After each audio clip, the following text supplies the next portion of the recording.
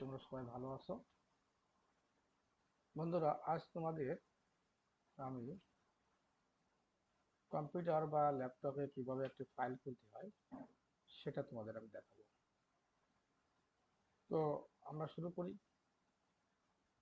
তোমরা যে এই যে স্ক্রিনটা দেখতে পাচ্ছ, এটা বলা হয় ডেস্কটপ স্ক্রিন।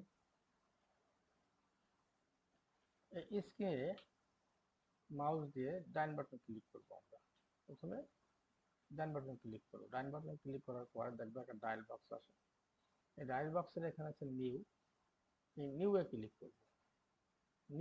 নিউ এ আসার পর সোজা বরাবর ফোল্ডারের উপরে ক্লিক করব। ফোল্ডারের উপরে ক্লিক করার সঙ্গে সঙ্গে একটা ফোল্ডার ক্রিয়েট হয়ে গেল। বন্ধুগণ, এই যতক্ষণ পর্যন্ত নীল আবরণটা আছে ততক্ষণ পর্যন্ত ফোল্ডার রিনেম করা যাবে। আমরা এখানে একটা নাম লিখলাম আরাফাত। আরাফাত। আরাফাত। এখন এটাকে আমরা বাইরে ক্লিক করার সঙ্গে সঙ্গে এটা ক্রিয়েট হয়ে গেল। এখন দেখবো আমরা কিভাবে ফাইলটাকে ওপেন করব।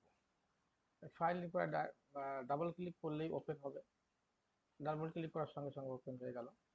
অথবা এই ফাইলের উপরে মাউস পয়েন্টার রেখে ডান বাটন ক্লিক করার পরে এখানে ওপেন নামে একটা অপশন আছে।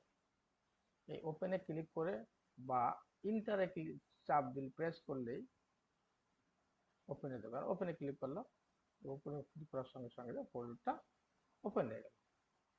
তা বন্ধুরা, তোমরা বুঝতে পেরেছো যে কিভাবে একটি ফাইল ক্রিয়েট করতে হয়। তো সবাইকে ধন্যবাদ জানাচ্ছি।